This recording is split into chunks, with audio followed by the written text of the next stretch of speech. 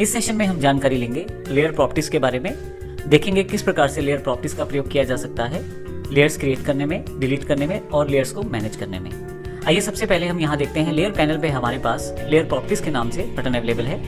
मैं इसे क्लिक कर देता हूँ। आप देखेंगे कि लेयर प्रॉपर्टीज पैलेट आपके पास अवेलेबल हो गया है। हमारे पास ये लेयर प्रॉपर्टीज मैनेजर जो है एक पैलेट के रूप में है। इसमें वो सभी विशेषताएं हैं जो एक नॉर्मल पैलेट में होती हैं। यदि आप पैलेट्स के बारे में अधिक जानकारी चाहते हैं तो प्रीवियस सेक्शंस में आप पैलेट के सेक्शन को रिवाइज कर सकते हैं जो हमारे पिछले चैप्टर्स में दिया गया है। यहाँ पे हमारे पास काफ़ी सारे ऑप्शंस हैं और काफ़ी सारी जानकारियाँ अवेलेबल हैं।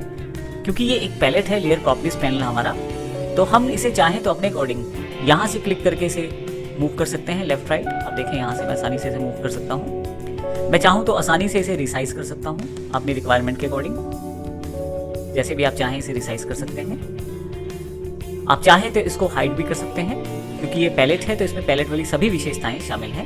मैं इसे अनहाइड कर देता हूँ। इसके अतिरिक्त लेयर प्रॉपर्टीज मैनेजर का काम लेयर्स को आसानी से मैनेज करना है। अब यहाँ यदि देखें आपके पास इसमें दो सेक्शन दिए गए हैं। एक ये सेक्शन है लेफ्ट साइड जिसमें आप क्लिक करके अपने अकॉर्डिंग लेयर्स को प्रयोग कर सकते हैं, और एक राइट साइड सेक्शन है जिसके अंतर्गत आपके पास वो सभी लेयर्स की लिस्ट रहेगी जो लेयर आपके पास फाइल में उपलब्ध है। अभी हमारे पास केवल एक ही लेयर है जिस लेयर का नाम 0 है और यह ऑटोकैड की तरफ से डिफॉल्ट दी गई है। अगर आप यहाँ ऊपर की तरफ देखें तो हर लेयर के साथ काफ़ी सारी इंफॉर्मेशन जुड़ी हुई है। जैसे यदि मैं यहाँ माउस बीच में रखूँ तो आप स्टेटस देख सकते हैं लेयर का।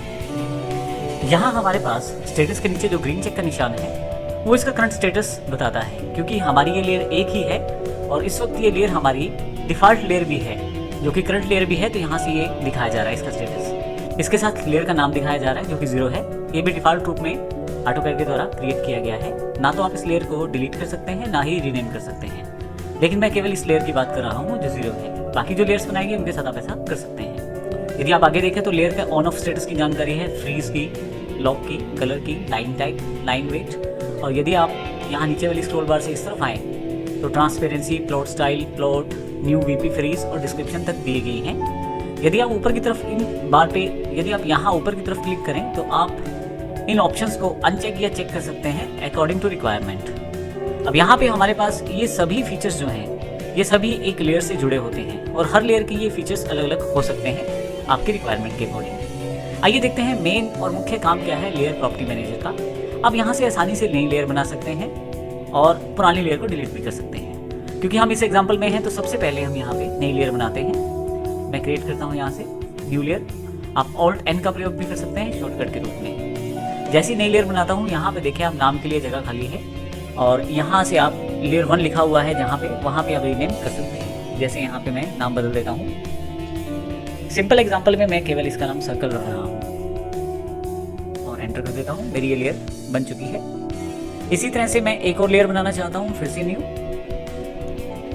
रेक्टेंगुलर के रूप में, फिर से एक लेयर और आर्क के रूप में, और एक और लेयर मैं बनाना चाहता हूँ यहाँ पे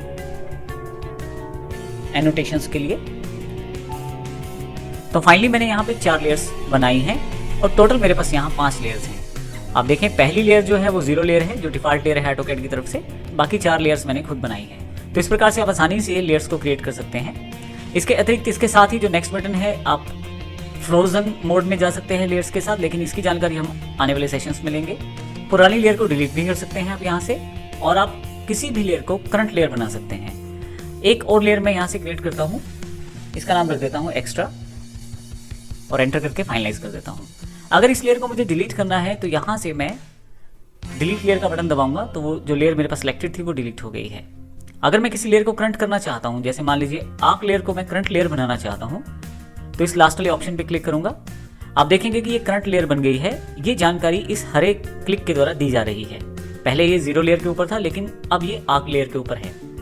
आप यही ऑप्शंस राइट क्लिक करके भी प्राप्त कर सकते हैं। जो मुख्य ऑप्शन है आप यहाँ से भी इनका चुनाव कर सकते हैं। जैसे मैं किसी लेयर को रीनेम करना चाहता हूँ तो राइट क्लिक करके रीनेम, और यहाँ से मैं जो भी नाम चाहता हूँ वो दे सकता हूँ। जैसे यहाँ मैं नाम इसका कंप्लीट कर देता हूँ, एंटर प्रेस कर देता हूँ। तो इस तरह से आप लेयर्स को यहाँ से मैनेज कर सकते हैं। यहाँ पे आपके पास जो ऑल लेयर्स की जानकारी दी गई है, जो भी लेयर आपकी यहाँ पे है, यूज लेयर्स हैं जो इस वक्त आप यूज़ कर रहे हैं लेयर, वो आपके पास इन्फॉर्मेशन में आ जाएंगी। ऑल लेयर्स में सारी लेयर्स की जानकारी आ जाएगी आपके पास। इसके अतिरिक्त कौन सी लेयर ऑन ऑफ है वो देख सकते हैं आप आसानी से यहाँ से, और ऑन ऑफ कर भी सकते हैं लेयर को। इसके लिए आपको केवल क्लिक करना है और यहाँ से अकॉर्डिंग टू रिक्वायरमेंट आप इसको ऑन ऑफ कर सकते हैं। अभी मैं इसको ऑन कर देता हूँ। इसी तरह से फ्रीज, लॉक, आप कलर भी लेयर का चेंज कर सकते हैं। जैसे यहाँ से मैं एनोटेशन जो लेयर मेरे पास अवेलेबल है इसका कलर वाइट के बजाय येलो रखना चाहता हूँ, मैं ओके कर देता हूँ। कलर में आपके पास काफ़ी सारे कलर ऑप्शंस यहाँ पे उपलब्ध हैं, इंडेक्स कलर, ट्रू कलर और कलर बुक्स के नाम से। मैं यहाँ भी येलो कलर लेके ओके कर देता हूँ। इसी तरह से जो आँख वाली लेयर है इसका कलर मैं चेंज करके यहाँ से रेड कर देता हूँ, ओके कर देता हूँ। सर्कल वाली जो लेयर है इसको मैं ग्रीन क्रिएट कर देता हूँ। जो रेक्टेंगुलर जो लेयर है मेरे पास उसको मैं यहाँ से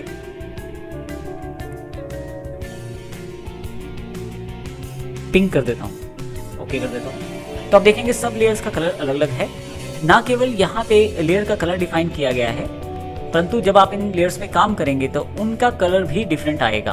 अर्थात जब आप किसी चीज़ को आँख लेयर पे ड्रॉ करेंगे तो रेड कलर आएगा, और वही कुछ अगर आप ड्राइंग सर्कल लेयर पे करते हैं तो वो ग्रीन हो जाएगा। तो इस तरह से आप ध्यान रखिए, जो भी आप डिज़ाइनिंग या ड्राफ्टिंग या ड्राइंग करते हैं वो कलर के अकॉर्डिंग ही आ पाएगा।